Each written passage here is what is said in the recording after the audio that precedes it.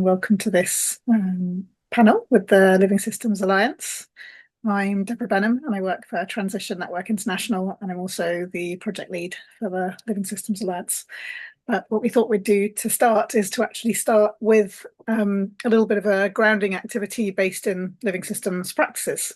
So I wanted to invite you all to close your eyes, and we're just going to do this for about 3 minutes, and I'm going to lead us through a short grounding nature connection activity, if you're willing. Okay, so let's all close our eyes and sit comfortably. And just take a couple of slow, deep breaths first.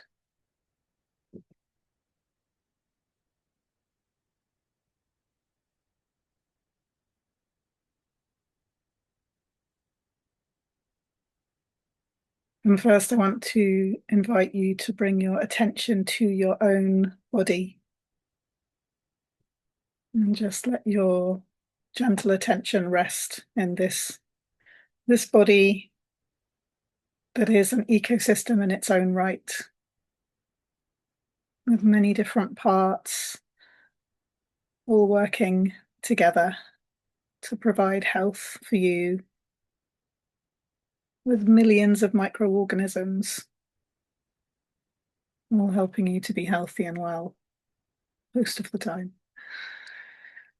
And maybe we can just share a little gratitude internally for this body and for all these cells and beings that help us to function and to move around in the world and to digest our food and to interact with the wider world.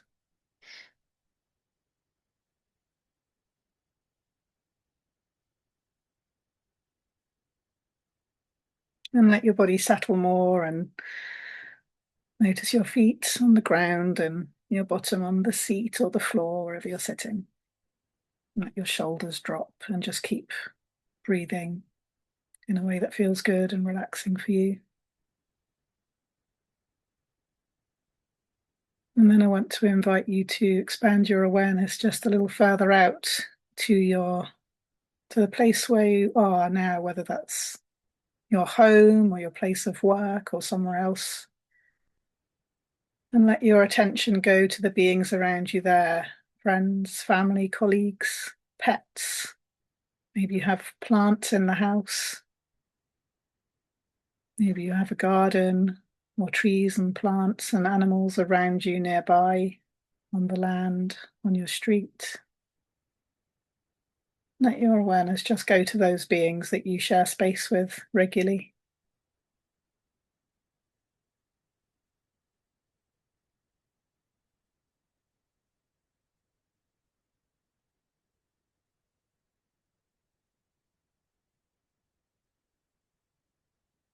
Maybe send them a little wave of appreciation or thanks for being part of your life and you being part of theirs.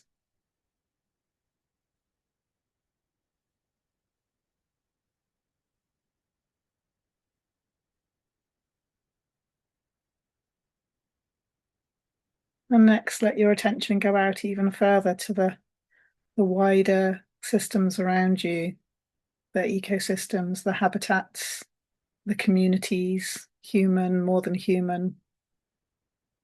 Is there a river, a pond, a forest near you, a park?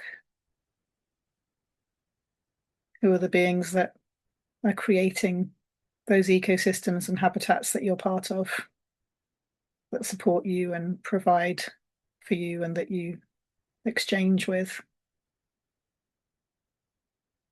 Places that you love to go, places maybe where you get your food from.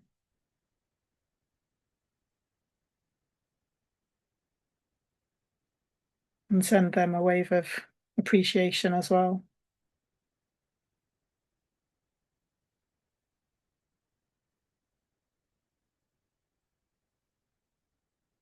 And maybe let your awareness go down as well into the soil and the roots and all the beings there that help create that living soil.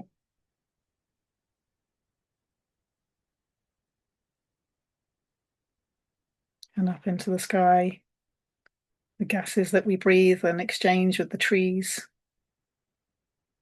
and up and out, past that thin film of life, that thin film of gas and atmosphere that supports us, up until we're looking back at this home, this planet, like the astronauts that were recently up there,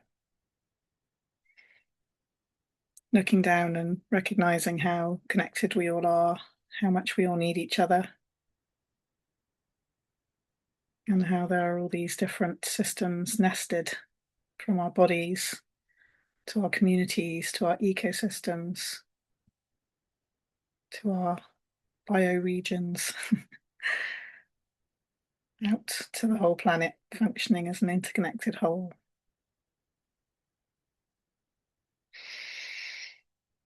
And then maybe just take 2 or 3 breaths and let yourself drift slowly on those breaths back down into your body and into your seat and into the place where you are today.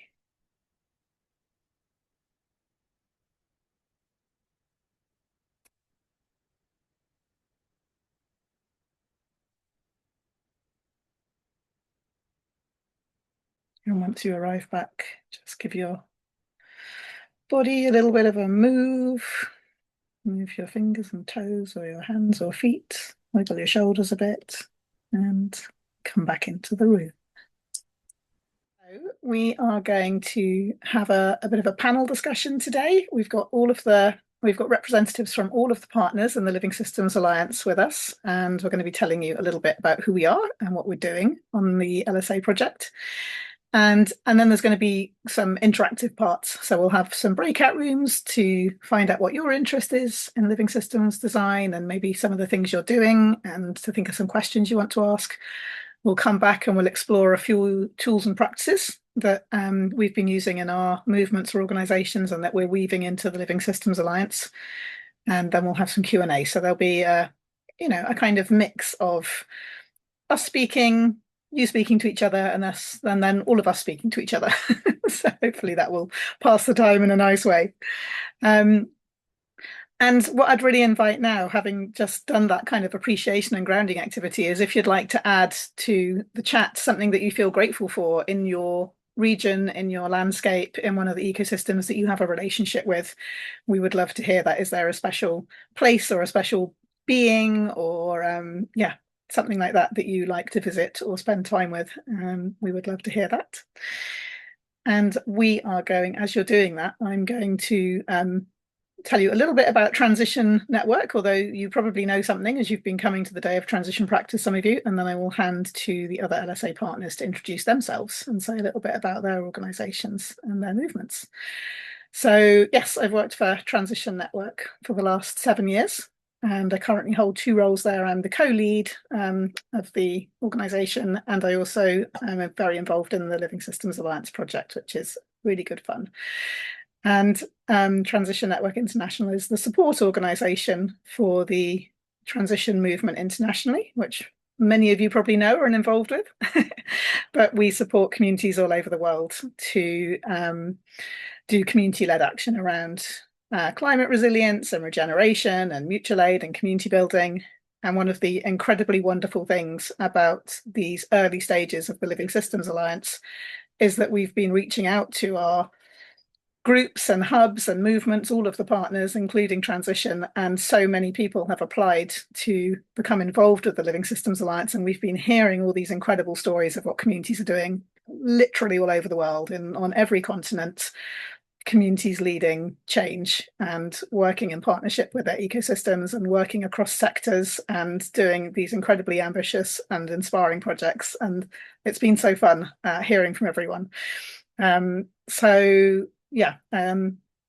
really here representing that kind of community-led action and community-led change. And obviously Transition has a basis in permaculture as well. So I'll say a little bit more about that in a minute, how this idea for the Living Systems Alliance came about and how these partners came together. But for now, I'd like to pass to each of the partners in turn and hear a bit about who they are and who they're representing. So Anna, you're first on my screen. I'll hand over to you first.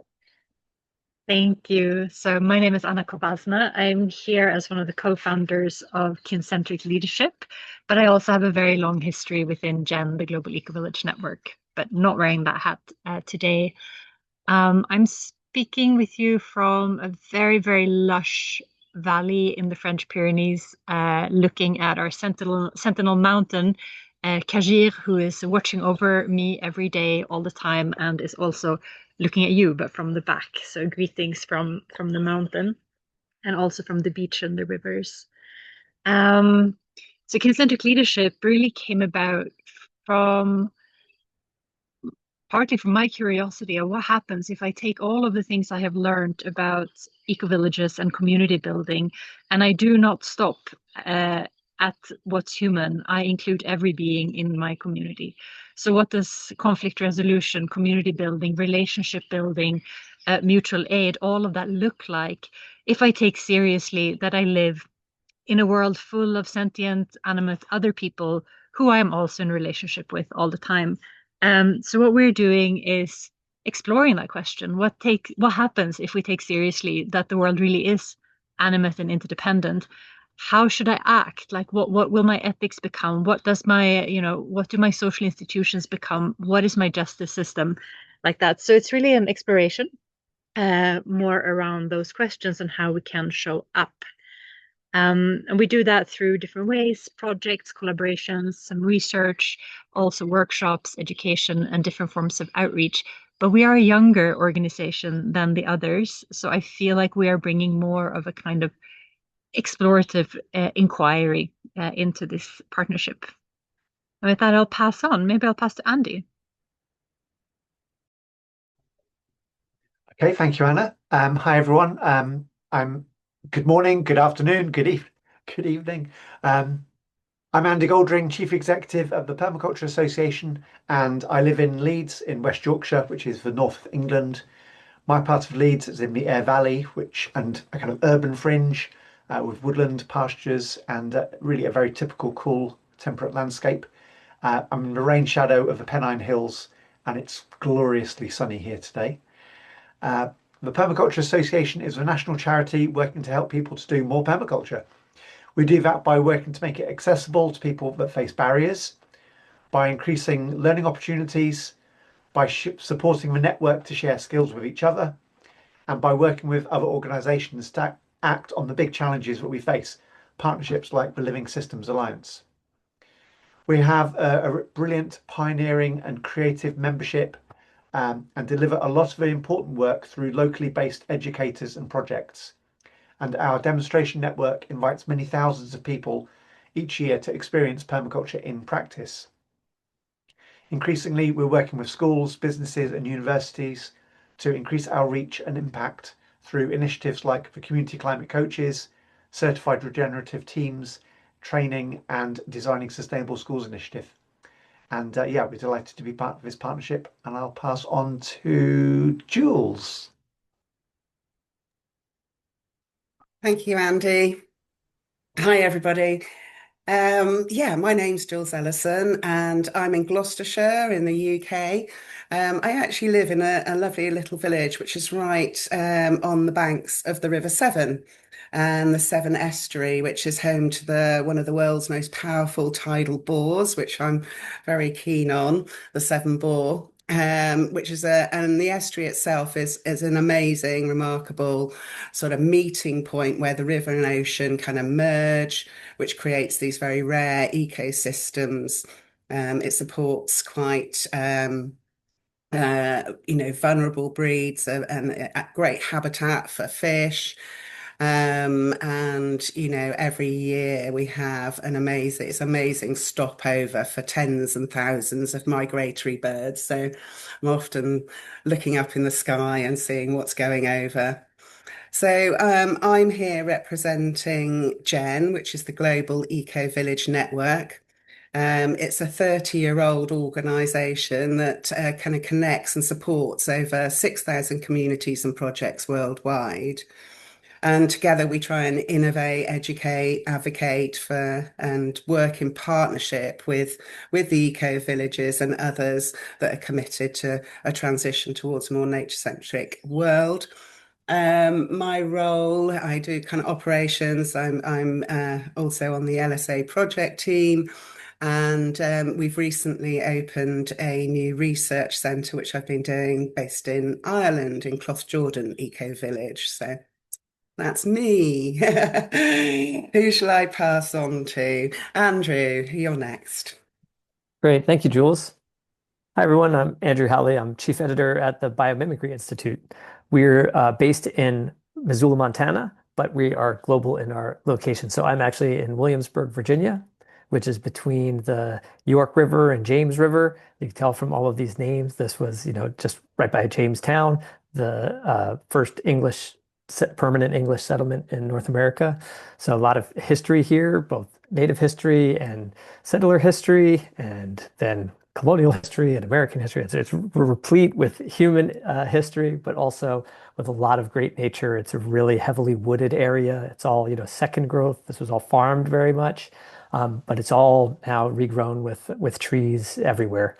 And in colonial Williamsburg, they preserved kind of 18th century, um, you know, city and farming practices and the old farming practices and the blacksmith and the candle shop and everything. So it's a nice place to see kind of a glimpse of human activity in the same area that was a little bit closer to some of the more natural-based resources and better integrated techniques. So it's a really layered place to live. And then we're just outside of where these rivers meet at the southern end of the Chesapeake River and then into the Atlantic Ocean. So a lot of great marine fossils that are in here in this kind of former seabed area that has a lot of fun things to pop up and find on the beaches and whatnot. So in the Biomimicry Institute, we've been around about 20 years, and this past year, kind of around our 20th anniversary, we started saying like, well, what's next for us? So for 20 years, we really worked to promote awareness of biomimicry, looking to the way that living systems function to inspire human innovation and human adaptation of what we're doing to be in better harmony with the rest of nature. And it runs the gamut from, very practical machine-based things, the famous bullet train with a nose cone modeled on the kingfisher for better aerodynamics, or wing technique. Just the shape of our wings on winged vehicles are modeled off the curved shape of bird wings. There's things like that, but then it's also really deep into material sciences. Why is the shells of marine creatures so sturdy but light, and how do living things produce basically all of the materials and chemicals that we could need in really simple, non-pollutive ways, within using mostly water and mostly at room temperature. They produce all of the energy that they need and all kinds of materials. So learning things like that. And then also seeing the way that living systems work together, what kinds of sharing of resources, moving of resources, patterns of succession. So there's things that we can learn from the way that living systems work, in every dimension of what we do. So it's a really thrilling place to work. And I love just the way it fires every part of your brain and heart. And so the Institute supports this in a couple of ways: that just the general support of increasing awareness, helping people to then practice it using tools like asknature.org, which makes deep biological knowledge accessible and made relevant for trying to learn from. And then we have an AI tool that we have, Ask Nature Chat. We have the Ask Nature Hive that brings together a community of people for live events like this, and sharing of ideas. We have Ask Nature Learning, which are month-long courses. Deb's just led one herself to great acclaim.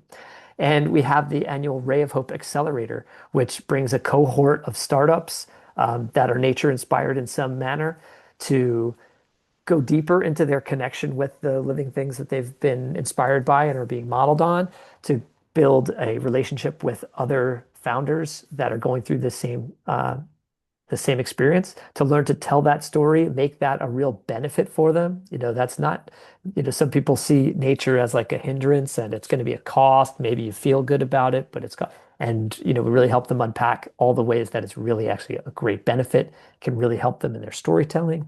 And then also to help them just with some of the business savvy and things that they need to really make these great ideas work, because it's not enough to have a great idea. It's really also then got to successfully get to market and become part of the toolkit that people are using. So the Array of Hope Accelerator is a big way that we do that. It's all a lot of fun, and we really enjoy all of the different parts of it. I think now that we have gone through everyone with Jules, Anna, Debs, and Andy, and so I'll go back to Debs.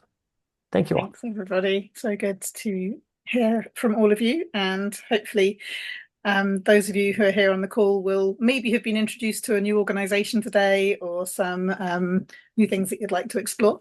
So now we're going to talk a little bit about the Living Systems Alliance, how it came about, what we're doing, and where we're going next.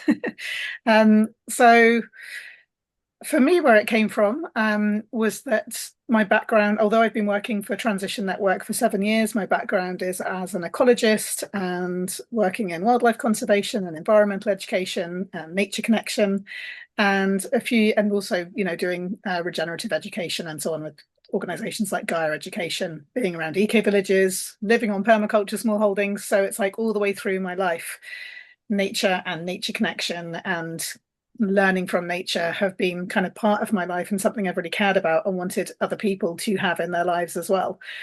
And a few years ago, I did the Biomimicry Educators Accreditation, and so doing that, having all that background and working for Transition, I got really interested in kind of systems level biomimicry and permaculture, and just looking at how do we actually use nature-led design and nature-led sort of nature-centric governance and nature-centric ways of working and how would we weave that with community-based action? Because I've been working with Transition for a long time, and what I see is that some transition groups do this incredibly well. They're doing a lot of permaculture projects, and they're thinking about their whole system and their region and partnering up with people, and other transition groups maybe don't do that so much.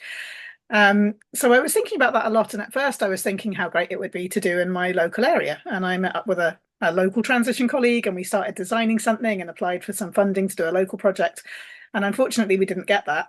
And about the same time, I bumped into Andy at an event and was saying it would be so good to work with permaculture again. And he was like, yeah, let's do something. So, and Anna and I had been meeting on a monthly basis, just chatting about our work and about nature inspired and nature centric ways of working, and what she was doing with Kincentric. And it all just started to kind of shape up in that way. And so I brought it to Transition and said, does this seem like something that would be useful for transition and transition groups? And we got really good feedback on that, of like, yes, some transition groups are already doing this, other groups really want to do it more. We see that there can be quite a lot of challenges with kind of small projects, short-term funding, groups feeling fragmented in communities because they're so busy doing what they can with their own projects, and they want to link up with other people, and they want to link up in the wider ecosystem and think more systemically and work with their wider ecosystems. But it was just really hard to do. And so we thought, well, can we start to resource that? Can we start to bring people together, share practices, do some co-learning and co-design, find some funding for that, put some funding and some support out to communities that are doing that kind of work, and introduce them to each other. So Anna and I were kind of working on that idea, and then she noticed there was some funding available from a funder that she had a relationship with. We applied for the funding. We were able to secure the funding to do this 2-year project. So big shout out to the VK Rasmussen Foundation, our funders for this project, for supporting us. So that's kind of how it started. And maybe I'll pass over to Anna to talk a little bit more about the partners that are currently involved and why we came together. I think you said most of it, but for me, it really came down to, I already told you when I introduced myself that I was deeply interested in bringing together the work that has more to do with what we tend to call nature and the work that we tend to call like human community, right? And I feel like within our partnership, we hold different pieces of this puzzle really beautifully. Like we hold a sort of intentional community building in the large network of traditional eco-villages in Gen. We have, how to transition an existing community with transition. We have all the skills and knowledge base of permaculture, of how to really work and design with nature. We have biomimicry, of like how to learn from nature and design as nature, there. And then we have Kincentric Leadership, that's more asking the question of like, but what if nature is also animate? What happens then with how we relate? So for me, we just hold these beautiful pieces of the puzzle of shining a light on this question of how can we design and decide like as nature and also with nature in different ways. So it sort of came together, I would say, from a perspective of like mutual interest and complementary skills and networks in a beautiful way. Thanks, Anna. And I wonder if any of the other partners would like to say anything about what living systems design means to you. How would you describe it? Anna and I have sort of said a little bit, but Andy or Andrew or Jules, if you want to take a minute to add something to what is living systems based design? What does it mean? What does it look like? Why do we do it? Andrew's opened his mic, so we'll go to you first. Oh, okay, sure. Thanks. For us, it's recognizing that humans are a part of nature like everything else, and that the best that we can do everything that we do is in harmony with everything else. So being part of the living system, that one big living system, and to do that by learning how all of these other living systems work and what we can do. So for us, that's the main lesson of it in a nutshell, is that we are all doing the same thing. Even we've talked about how beavers build a dam and completely change an ecosystem. They cut down trees, they harvest timber, they build a dam and build a lodge and change the whole ecosystem there in such a way that increases biodiversity and adds to the flourishing of all that community, even introducing new members there. Because humans change things a lot, that doesn't mean that we have to change them for the bad. How can we be a part of that living system, and through our altered systems maintain a continuity with the living systems that we see all around us and participate in? Thanks, Andrew. And one of the things that really stayed with me from my biomimicry training was this whole concept of life. The phenomenon of life on this planet has 3.8 billion years of evolving, experimenting, iterating, to find solutions and ways of working that create conditions for more life to thrive. It's just like life creates life.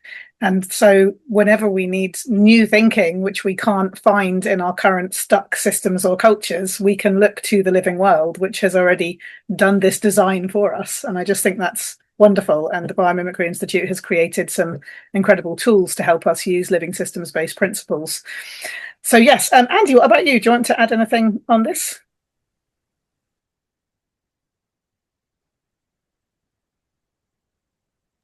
Oh, you still seem to be muted. Is it not unmuting?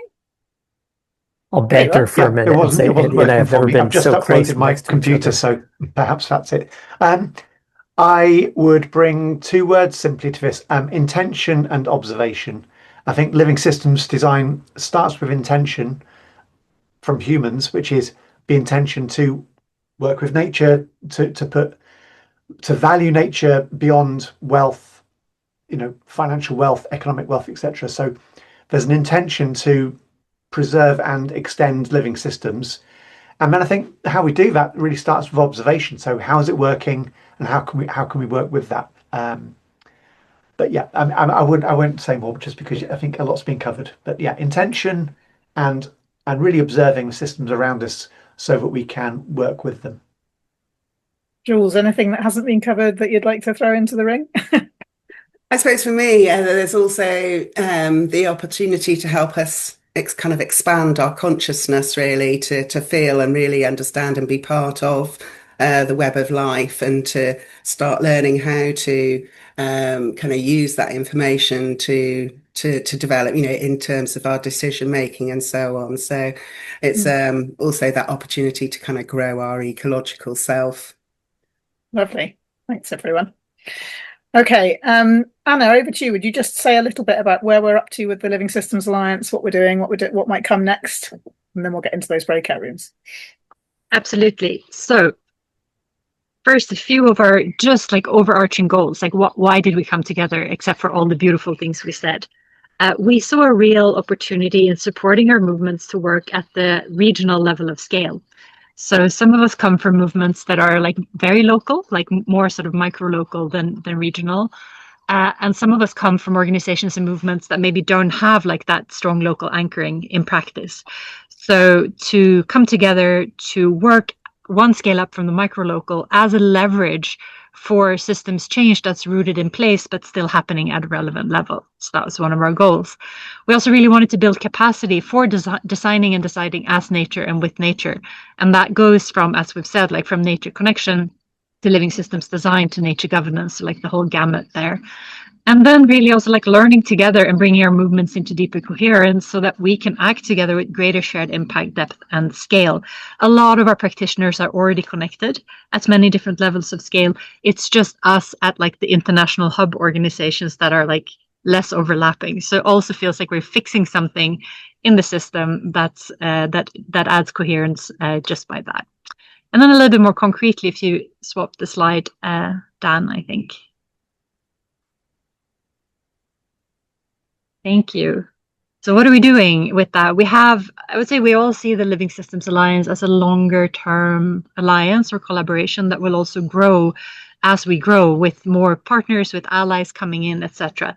What we have now is funding for this 2-year project, which is kind of how we're starting off. So what we're doing now is very focused on that particular project and funding that also will kickstart us. So we're creating a toolkit and a curriculum with practices for nature-centered design, decision-making, governance, for place-based partnerships, like that regional level of scale, but also for global networks. So we want to kind of apply what we're learning also to ourselves and how we are organized, right? And that will be freely available and, accessible to everybody. We're also working with 8 to 10 regional partnerships that Debs was mentioning before, that we're just in the process of reading 130 applications from 65 different countries. So exciting. We want to work with people to really pilot and deepen our learning together with practitioners, like really checking and seeing like what's working, what's happening when we put these things into practice. We want to grow a global community of practice together with those practitioners, but also with different levels of engagement for everybody who's interested in working at this level of scale and with nature at the center.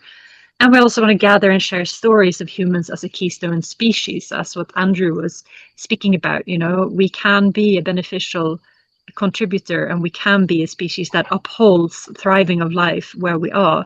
And where are examples of communities and collaborations doing that already? And where we're at today is really focusing and designing that journey for the community of practice, thinking about what that is, and selecting our 8 to 10 partnerships and thinking about what we're going to offer and invite all the other people who applied into, because they are so amazing, all of the applications that we got, that it feels like just the response to our call was, and we want to get back to that.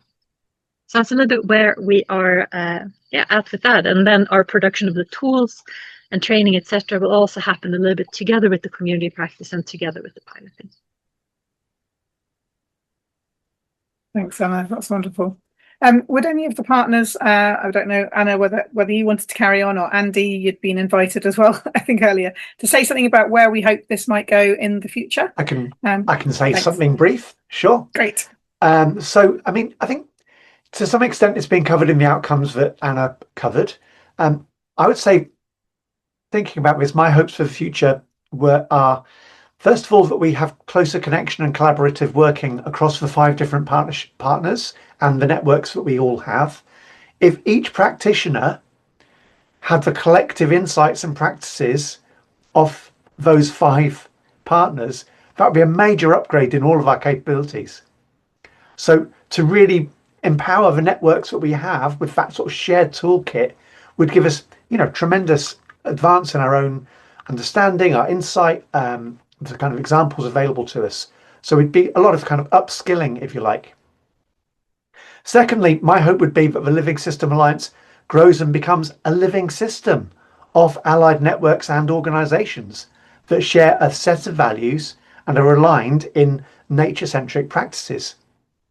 And finally, I would hope that we could address the often unstated economic challenge so that we can start to find ways to change the way that money flows so that we can really invest in the huge number of initiatives that are around the world wanting to do more work. I think all the tools are there, the techniques are there, the insights are there. But ultimately, as the 120 or 130 applicants to our pilot program have shown, there's a lot of projects out there that really want to take that forward. And that's an economic issue as much as anything else. So I think a bit further ahead, thinking about how we can actually make it work financially so that more money flows into the work with nature, that for me would be a really fantastic outcome. So you might notice that we have lost our friend Jules for a little while. She's had to pop away to do something else, but she may be able to join us for the Q&A at the end. So I hope you had some good chats in the breakout rooms. We'd love if you wanted to share in the chat a little bit about what you were talking about, what your interest in living systems design is, or how you're engaged in it, or any questions that you're starting to think of that you'd like us to address in a minute. Then do start putting those in the chat, and hopefully Dan will be able to maybe feed some of those questions to us a bit later. In the meantime, we wanted to just give you an example of some of the living systems based tools and practices that we are hoping to bring into the LSA co-learning journey. And of course, the regions that we're working with will be bringing practices and tools and their experiences as well. But I thought that as this is a day of transition practice, let's share some of these practices and tools. So from the transition side of things, I mean, I'm kind of bringing myself as a nature connection practitioner and an ecologist, as well as the transition side. So I'll be bringing some of the deep nature connection practices from that body of work, 8 Shields, John Young, and some of the deep nature connection movement that I've been involved with the last decade or so.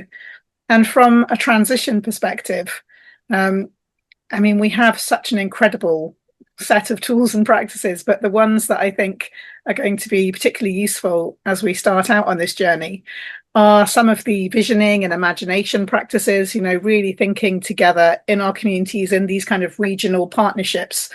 What is the future that we dream and want and wish for in our communities and in our ecosystems in our regions? What would a thriving, healthy, regenerated region look like for us? So bringing in those imagination practices that were talked about earlier today in the session, and that Rob Hopkins and, you know, colleagues throughout transition are really kind of taking forward, bringing in creativity, looking at how we can create better stories of the future that we want and how to get there. Looking at how we can share those stories, and really then backcasting from there, you know, looking at, okay, if that's where we need to get to, what do we need to do to get there?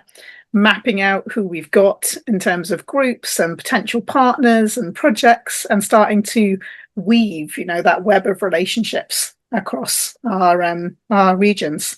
And transition, obviously, as many of you will know and have been involved in for years, has many convening practices. You know, we're good at bringing people together, and we're good at holding space. So we see transition as having many of these social system and you know, practices and kind of building those human and community and social systems that we can weave together with the ecological knowledge as well. And of course, we have our foundations in permaculture, and we have many wonderful permaculturists and living system designers in the transition movement too. And with that, maybe I will pass over to Andy next and talk a little bit to share one or two practices from permaculture. Okay, well, I'm very mindful that I might be about to tell a lot of people that know about permaculture something they already know.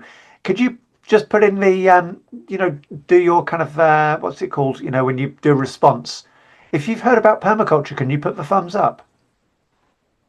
How many people feel kind of confident knowing what it is? How about you, Nana? Do you know anything about permaculture? Yeah. Yeah, see, I think you're all kind of pretty much on the page with permaculture, so I'm not going to tell you about that. It's great to see so many people aware of it, and yeah, I mean, I think it's the combination of the ethics, ecological principles, and design strategies. You know, is a really powerful mix. And what I love about permaculture is it helps you find your own solutions. You know, that's what's really great about it. Is it really puts you gives you that sort of sense of how can I make something happen.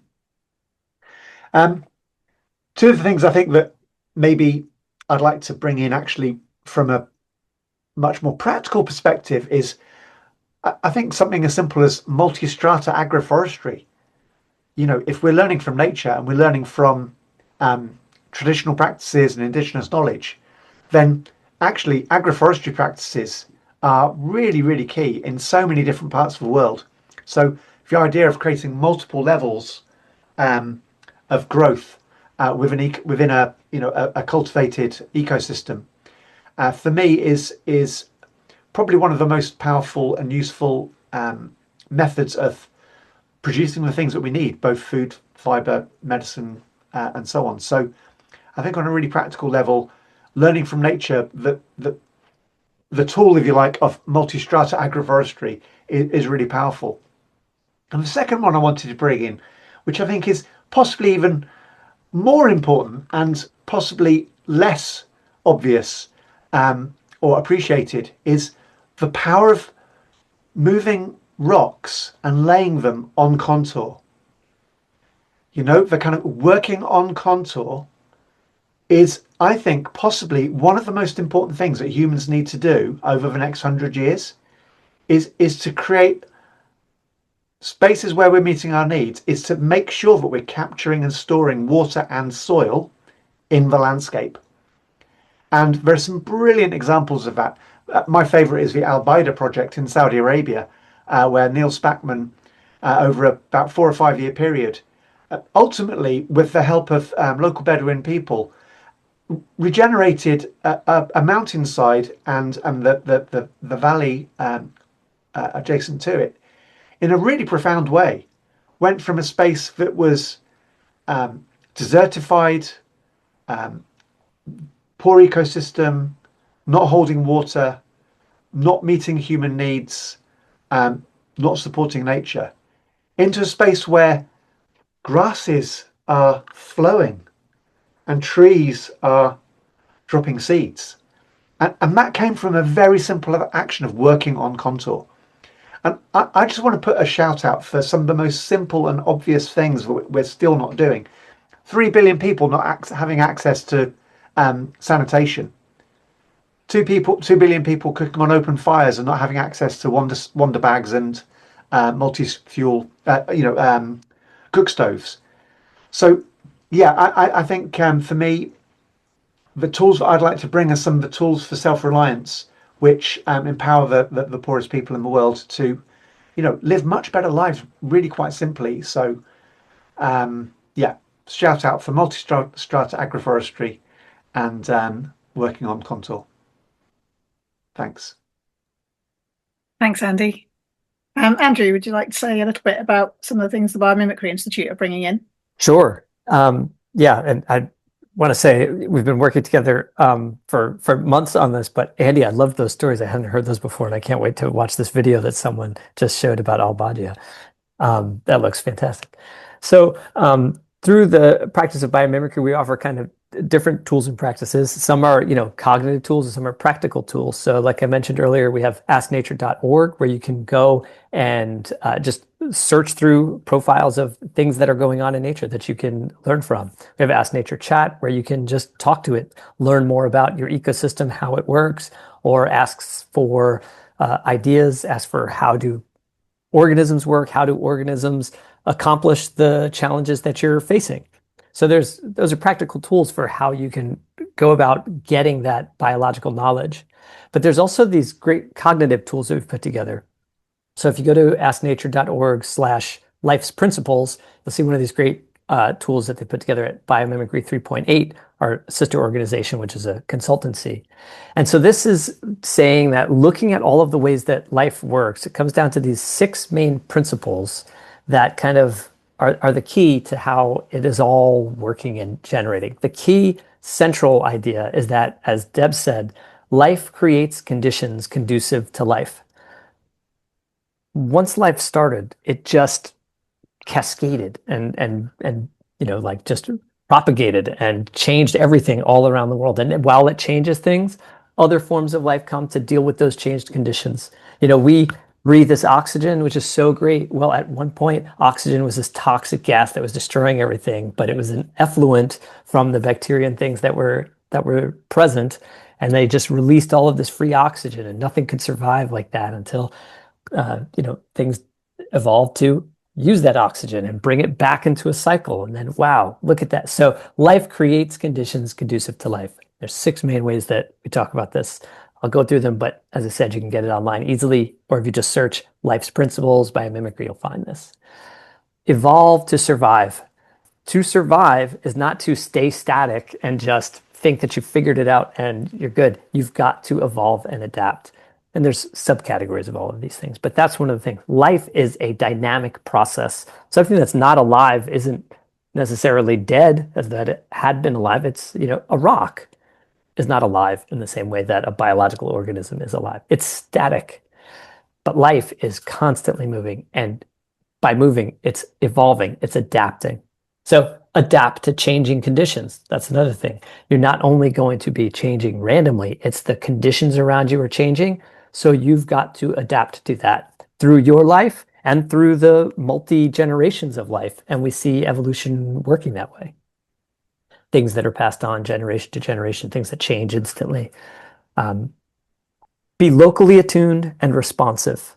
So there's not like a key to being a plant that holds for all plants everywhere. Each plant is being locally attuned and responsive to its bioregion, to its ecosystem, to that particular part of your yard where there's enough shade that the hydrangea will survive. And then 3 feet over, it's too much sun and that hydrangea does not survive. Be locally attuned and responsive at all scales. Integrate development with growth. So you're not just growing, you're developing. It's not just this one thing getting larger. There's new processes being evolved and developed. There's new relationships within and outside of an organism. Be resourceful with material and energy. So that's like, don't waste things. If you waste it, it's gone. And you see what happens if a organism moves into an untapped ecosystem and exhausts its supply of the resources that it needs. Well, then those resources are exhausted and the thing dies back or retreats. But if you go in there and are participating in a system that cycles, and you can be resourceful with your material and energy, you can survive in place there. The final one is one that I mentioned earlier. Use life-friendly chemistry.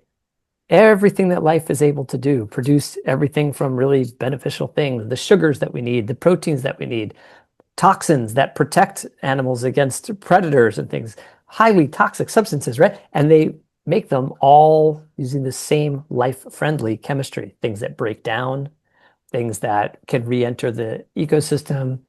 And so there you have it. So that's a big cognitive framework. I ran through it quickly, but hopefully that gives you a sense of these overarching principles. All of life's little tricks can fit into that. And using those as your guide is a good gut check on whatever you're doing at whatever scale you're having questions, right? Are we doing work? Are we considering the footprint of our buildings? Are we considering the way that we're treating our employees and partners? Are we considering the way that we're affecting the ecosystem around us? Are we considering the way that we're using materials and the materials that we're putting out as effluent? You can do that by considering life's principles. So, Thanks, Andrew. I was really excited when I found that piece of work, because it was really fun to see what biologists and designers and biomimicry practitioners have put together over the last 20 years or so. It's almost like the operating guidelines for planet Earth, like how to be a good citizen of planet Earth. All the other beings on the planet follow these operating guidelines, and somehow many parts of our modern society have strayed from those guidelines. And by linking back into those life principles, we can remind ourselves, those of us in cultures that have forgotten.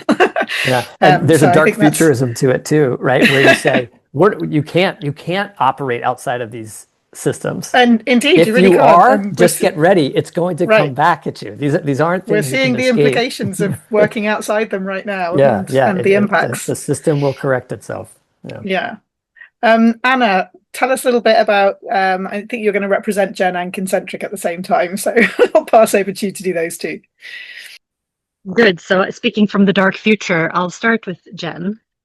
which is a movement that was born from a vision of a bright future, right? And from the belief that if we just figure this out, like we can change things. Only to then, come to now and be like, oh crap, like we didn't make it. Like it's going to be not so great. So part of the work that we've been doing in Gen, which I'm really excited about, is actually looking at our practices and our network and seeing like, are we actually ready? Like, are we resilient enough for the future that we have and not the future that we wanted? And do we have the tools on hand for keeping a really bright, positive vision and our imagination there while actually navigating the things we're in? So one of the things that we're bringing in is we worked with resilience researchers, learning from nature, because a lot of resilience research comes from nature and comes from the perspective of social ecological systems. So seeing us as part of nature, and developing like a tracker tool, a set of indicators that you can like check yourself against and your community against, of like, are we actually, applying principles like diversity and redundancy and feedback loops and all of these great things that ecosystems are doing to our community. So there is a tool called the Resilience Tracker. That's exciting. And of course, also just the framework of Ecovillage design, which also we call it the map of regeneration in Gaia Education. Ivan is here, is called the 4 dimensions framework. And it's just a kind of compass to navigate, again, with principles and capacities to develop for developing like a holistic local community from ecological, economic, social, and cultural aspects, really putting a focus on kind of integral design of how you bring those pieces together. So those are some of the pieces from Gen that are really core to that movement. And I'm gonna, when I finish speaking, I'm gonna hand over to Jules, because I see you're back, Jules, and you want to add something? Do you want to add the final thing for Gen, and then I come back with Kincentric? Okay, yeah, thanks. So sorry I had to kind of disappear off there, but I always love hearing Anna describe our wonderful tools. So I think the other thing that Jen's been involved with is developing a nature representation code of ethics. And this has been with Neil Williams at the University of Southampton, and, kind of in collaboration with a lot of different organisations and practitioners who are working as, or kind of being nature representatives in councils, in catchment partnerships, and so on. So this is sort of creating this code of ethics that can, it sets out some sort of shared principles to guide people who are speaking on behalf of the natural world, whether that's within organisations or communities or as individuals. And it also can help organisations to understand how to responsibly support those roles. So that's been a very nice, recent addition to this kind of work. Thank you. Brilliant. Thanks so much, everyone. And I think we actually managed to rein our time back in. So I think Anna's going to talk about Kincentric. Oh, I'm sorry that you hadn't done Kincentric yet. I was answering something in the chat and didn't go ahead. Be really quick though, because I do want to hear from everybody. So speaking of like learning from Indigenous peoples and from peoples who live a land-based life, I think one thing we can do that I love experimenting with is simply starting to treat everyone as a person, whether they are a sheep, a chicken, a dog, grass, a mountain, a river. What happens if we just decide this is a person? I feel like it's one of the most simple and effective ways that we can improve our ethics for how we interact. Yeah, just include everybody as a person, but not in an anthropocentric way. So I'd say the other practice I would bring is really like Andy mentioned it also, like observation, right? But really realizing and learning that each being has its own sensory world, its own reality, its own role that it plays in the whole. And what can we do as humans to approach that, whether it's through embodiment, through research, through our intuition, through deep observation, through like building intimacy with non-human beings, to just know that like it's really different to be a mantis shrimp than to be a human, right? Like we live in different worlds and we do different things. So treating everybody as a person doesn't mean treating everybody the same. It means figuring out who we're really in community with. And that for me includes invisible beings. There was a question from Juan Pablo. Nice tail, Jules. There was a question from Juan Pablo in the chat about invisible beings, and for me, that layer of human culture, of ceremony as etiquette for how we interact with the more than human world, is also really important. Whether that is with very visible, tangible beings in our ecosystems, or with other more invisible friends. I'd say also really quickly, including nature and non-human beings in decision making. What can that look like? It looks different in indigenous or land-based societies that have that level of intimacy, where it's built in. For those of us unfortunate enough to come from cultures that do not have that level of intimacy, there are experiments like, the Council of All Beings, interspecies councils, nature on the board, and other ways of just playing with what Jules was speaking to. Like, how can we bring the voice of nature in different ways? And for me, finally, how can we do that? I have a friend from the African Earth Jurisprudence Collective, and he was shocked when he heard about putting nature on the board, because he was like, are you going to put the koala in the boardroom? Poor koala. Why will you bring the koala into the boardroom? Don't you want to go and sit under the trees? And I think this is like one of the most genius provocations of thinking about how it's not about necessarily, including nature in human system. It's about including humans in nature systems. So how can we learn to govern and self-organize together with other beings, not forcing them into what we are doing? Thank you. And I'm glad we love didn't miss that bit. Yeah, if I could follow up one bit on something that you said about that, relating to all the other organisms as people, essentially, right? And not seeing that or not doing that in an anthropocentric way. And you realize, like, once you start doing that, you're like, a lot of what we think of as anthropocentrism is an illusion, and it's things that we've like taken ownership of that are not ours exclusively. Just like emotional relationships between organisms, right? Where you're like, oh, you're kind of anthropomorphizing to say that those those lionesses care about their cubs and are taking care of them. You're like, that's not anthropomorphizing them to say that they care. You're actually, you've inappropriately commandeered that as a human thing, and you realize how many of these things that some people at times, and we've talked about as uniquely human, are actually completely shared experiences that we see. And so I love that side of it. And the other is realizing that relationality is so strong a part of what we are as organisms. Humans are social mammals. There are animals that are very social, animals that are not very social, plants and things that are social. And humans are very social. And we really do a lot by having those relationships and reading things, verbal and nonverbal. And that's one of the most powerful tools that we can use, is saying this is one of the things nature has endowed us with.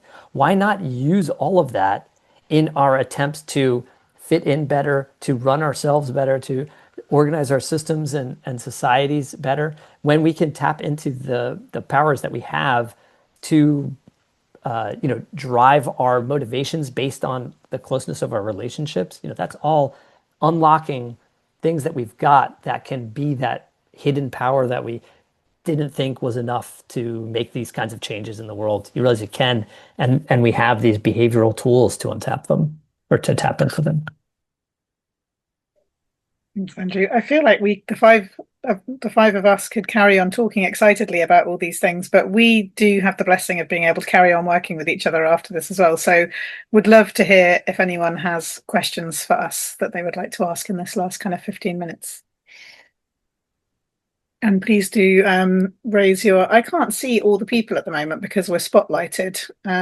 Maybe if we come off the spotlight, we'll be able to see people's hands easier. I can also look I can see them pop up, and I can spotlight folks that have questions to bring them in. You can also change Dan to see everybody. Yes, I see now. Yourself in gallery.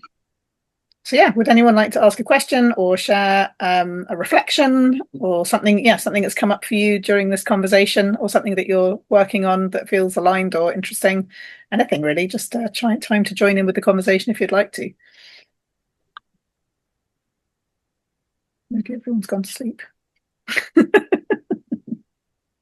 I see someone's hand. Shodo, would you like to join the conversation? Yes, Hi. just briefly, that last thing that, Andrew said, that when humans say we're anthropomorphizing others, that we have grabbed the whole world of emotional content and claimed that we're the only ones who did that.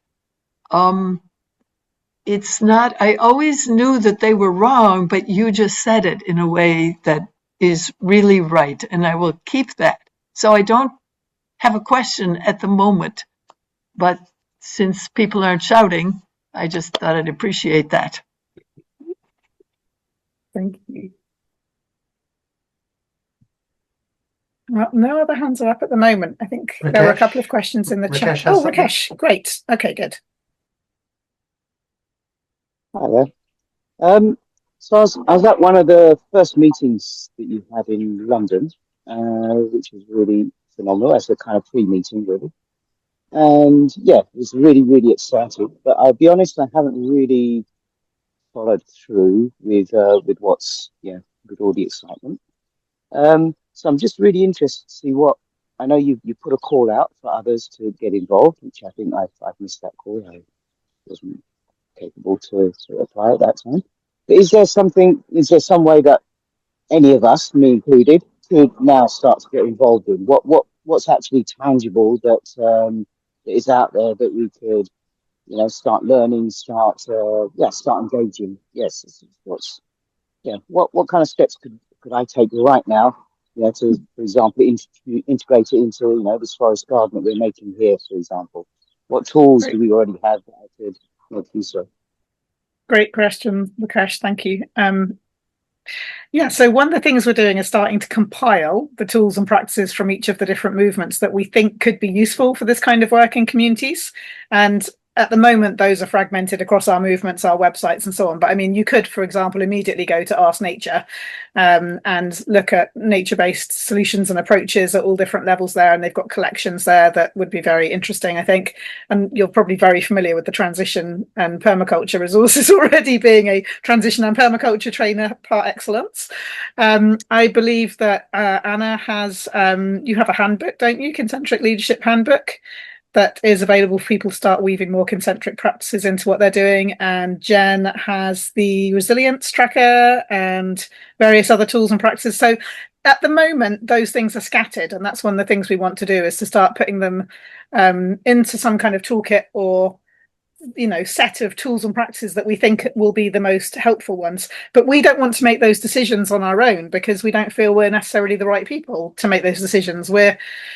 We work within organizations, and many of us are based in the global north. And what is wonderful about the applications we're getting is that they're from 65 different countries, lots and lots of variety in terms of the kinds of projects and biomes and cultural backgrounds and experiences people are having. And what we're hoping is that they will also be bringing tools and practices, and they'll almost be, looking at the ones we think are useful and saying, well, that wouldn't be so useful in my context, or that one really would be, or actually would need to adapt it to be useful. So what we're hoping is that over the next year and a half, we will co-learn and co-design and share tools and practices with this community of practice, and come up with something much better and coherent by the end that can be adapted to different contexts. And it's going to be somewhat emergent too, I think, in terms of what comes out of that process. And in terms of staying involved or getting involved, this is a really live question for us at the moment, because it's been really incredible, but quite challenging reading the 130 applications, because the majority of them are absolutely wonderful and people are doing really, really cool stuff. So we're already having some fairly lively conversations about, can we widen this? Can we make some kind of light touch community of practice that everyone can be involved with? How can we use things like community waves and the other platforms to get something going right now where people can meet each other and exchange? Can we make a funding portfolio so we can get more funding to people quicker as well, and not just do this too? So we're really exploring that, but it is early days. Would anyone else say anything else to Rakesh in relation to that question? Good answer. Thanks. Yeah, and again, can I invite you to think about, the difference between, we say, this like, for example, a lot of the gen material, yeah, I'm sure it's great, but I can't. It's not accessible to me. It's not in a format that I can actually make use of. So, the whole, some people here know we did this CCC training, which, again, I was told there's a lot of materials in there. None of that is actually in a format that I can actually make use of. So it may be there, but I can't do anything with it. So not accessible yet. Yeah. It's deeply consider how, whether it's through trainings, through things like this, where you do little examples where people try tools out, and this for me is the way that I can learn. So again, it's an invitation. Great to hear. Yeah. While you're making materials available, but how can you really make it available to someone like me? I can't speak for anyone else, but for me, a lot of this is just not. Rakesh, I could say one thing that can be helpful on our for Ask Nature Chat. We've built that on the ChatGPT platform. So if you have a ChatGPT account, you can get on there and you can use that in audio format. So you can just go and record you're saying like, I'm looking at this tree, I'm wondering about this, what is going on here? And then it can respond in audio also, so you can get around the text completely. You can even use photos, and upload. I think you could do at least five a day free photos, and just take a picture and ask your question about it. And then when the answer generates, just say, read it back to me and listen to it. Thanks, Andrew. By the way, and Rakesh, I think this look was at that. A whole. Beautiful. This was a whole just yesterday and for the last 6 months. And today it's finally got some life in it. And already you can see different things coming. I mean, this is our. That's wonderful, Rakesh. You're doing such fabulous work. And I think one of our plans is to make lots of little videos of all the tools and practices, so that those can be available too. So and do more of these sorts of webinars, maybe once a month or once a quarter or something, so that we can keep sharing what we're learning and spotlight some of the different projects and so on. So thank you. Great question. Anaï, over to you. Thanks, Debs, and thanks all. I want to celebrate this is happening, and I want to, for me it's very important that beyond the theory of awareness that we are living systems, that I think is on the table since 40 years, maybe, from the science point of view, and for centuries and millennia, for the spiritual world and indigenous culture. One thing is to mention it, know it, that is now all over the place. We're speaking about living systems, we're speaking that we're interconnected, but it's super different in my experience to know how to practice it, to become it alive. And I think this is somehow an intention through this project. And I celebrate also that you're standing in a position of not the knowers, but asking to the wider system how we can do that. Especially, I don't know from where do you live, but probably everyone in the creation space is from the north. And I so celebrate that people from the global south is here also present. Because I believe there are a lot of beautiful things that with respect we can bring alive. So thank you for all this. Mm-hmm. And we are very happy and fortunate that I think we actually have more applications from the global south than the global north, including 2 from Mapuche lands, you'll be pleased to know, and Mapuche people. Yeah. So yes, we're looking forward to working with people that are really land connected and have a lot of wisdom from the regions and from long history in those regions. Awesome. Okay, I'm aware we're coming up to the end. Were there any just final quick questions that we can answer for you before we get into wrapping up? I don't see any more hands. I see that Dan is starting to share some of the potential kind of next steps and things that you can connect with. So if you do want to join Community Waves, which is a free platform that Transition Network International is providing for anyone working in this kind of regenerative change making, you're very welcome to join. And I think Dan has posted the link for that. the Living Systems Alliance does have a very simple web page at the moment on Transition Network International's website, and we will start adding more updates there. And I think any of our newsletters, if you're on any of our newsletters, any of the 5 organisations will be posting updates about what's happening in the LSA as things unfold. Probably the first one will be once we've chosen the regions that we'll be working with, and then also exploring what the opportunities are for other people that applied or who are interested to get involved or learn more as we design that level as well. But it's very early days, as you can probably tell, and we're really excited to have been able to share some of it with you. Would any of the other partners like to say anything else in closing? I'll just let you unmic and say something if you want to. Thanks for a valuable session. It's been great to find out more about some of the things that you're doing, and yeah, get some insight from participants. Thank you. All right, thanks everybody, and have a wonderful rest of your day or evening and weekend, and hopefully we'll connect with some of you further down the line with this. And I know there's even a few applicants here, and we'll be getting back to you as well in early May, and we have really loved reading about your projects, and we are so inspired by what communities are doing in partnership with nature. It is truly incredible, and we feel very blessed to just be able to facilitate these conversations and hopefully create spaces where you can share what you're doing and develop that further. So thank you for all of what you're all doing and in your lives and in your work and your communities, and we will leave it there for today. Thanks everyone, take care. Thank you, Debs. Bye. Thanks everyone.